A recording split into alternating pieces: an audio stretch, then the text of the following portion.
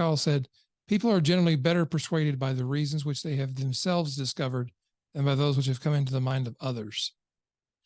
And so for me, that means you got to do your own thinking. And it also means if you're going to convince somebody of something, you got to let them come, you got to lead them to the conclusion. I have a framework called the pastor framework for writing copy. I use it to write the letter I wrote to myself. And I chose the word pastor, not because it makes people think of preachers, but because the original meaning was shepherd.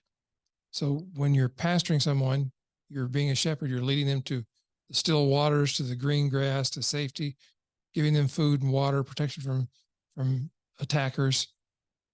You're a shepherd. You lead them to a good decision. So when you're selling as a marketer in business, I want to lead people to a good decision. And sometimes the decision is not to buy from me. Sometimes you need to buy something else. Sometimes it is to buy from me. So as you think about that, it applies not only to sales, but it applies to relationships, to your relationship with your spouse, with your friends, people in your community. God knows we could use a little bit more of that insight as we try to lead people to different decisions about politics and race and getting along with one another. So it's just something to think about. Instead of, you're never going to change somebody's mind by arguing with them on Facebook. I might ask them a question or two that makes them start thinking about a different line of action. Right.